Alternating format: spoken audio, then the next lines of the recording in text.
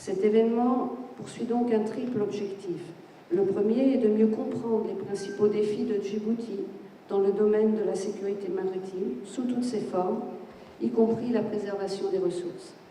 La deuxième vise à fournir des éléments pour des stratégies potentielles d'action pour améliorer la sécurité maritime de Djibouti et dans la région.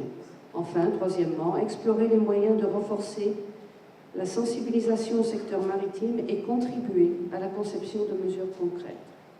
Tout au long de nos discussions, nous nous concentrerons sur différents aspects de la sécurité maritime et pas seulement sur ceux qui attirent actuellement l'attention des médias.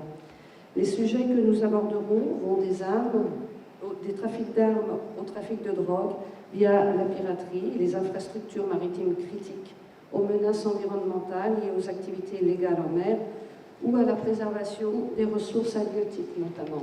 Mon espoir serait également que ce symposium soit un héros d'un événement cyclique rassemblant toutes les parties intéressées à garantir notre bien commun autour de principes et de valeurs partagées conjointement.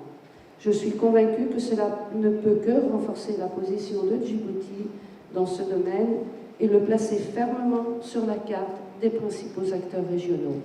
Je suis convaincue que les principaux enseignements de ce symposium constitueront une base conceptuelle solide pour cette visite. Je voudrais profiter de cette occasion pour expliquer les efforts que le Japon a déployés dans ce domaine sur la base de l'importance de la liberté de la navigation pour le Japon. En effet, le détroit de Bab el-Mandeb est une voie commerciale majeure qui relie l'Asie à l'Europe. Et pour le Japon, qui dépend beaucoup du commerce international, la liberté et la sécurité de la navigation dans cette zone sont extrêmement importantes. C'est pourquoi les forces d'autodéfense du Japon poursuivent depuis 2009 des opérations de lutte contre la piraterie dans le golfe d'Aden et au large des côtes somaliennes. Je suis fier que les opérations anti-piraterie du Japon, avec celles de nos partenaires, aient pu contribuer à la sécurité maritime de la région. Je voudrais à cet égard remercier au gouvernement et au peuple djiboutien de leur compréhension et leur soutien pour poursuivre les opérations. Nous sommes également reconnaissants à la confiance et à la coopération de nos alliés et partenaires qui sont réunis ici aujourd'hui.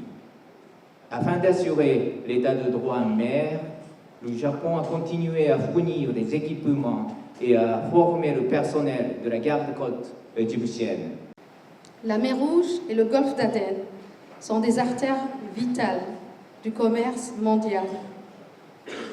Cependant, ces mers stratégiques sont également le théâtre de nombreuses menaces. Avec la République de Djibouti, compte tenu de sa localisation géographique incontournable sur les questions stratégiques relatives à la sûreté et sécurité maritime en mer Rouge, est important à maints égards. La sécurité de cet axe essentiel, Suez, Bab el-Mandeb, Djibouti, pour la navigation maritime internationale, a de tout temps été étroitement liée à la paix et à la stabilité des espaces terrestres riverains de la mer Rouge. Permettez-moi de rappeler que depuis l'inauguration du canal de Suez, en 1869, une série de bouleversements géopolitiques et sécuritaires ont impacté les espaces terrestres et maritimes de la mer Rouge. L'épisode la plus marquante dans l'histoire de la mer Rouge correspond à la fermeture du Suez de 1957 à 1965. Depuis cette période connue sous le nom de crise de Suez, un autre bouleversement majeur de sécurité maritime vient affecter la stabilité de mer Rouge, en l'occurrence la piraterie maritime. Ce centre de formation joue un rôle central dans cette lutte pour la sécurité maritime.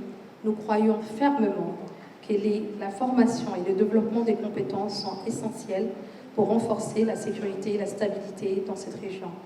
La sécurité maritime est un défi complexe qui ne peut être relevé qu'à travers des efforts concertés et coopération solide. Le Centre régional de formation maritime de Djibouti continue de travailler avec les partenaires internationaux et régionaux dans les domaines de la coopération, coordination et renforcement des capacités.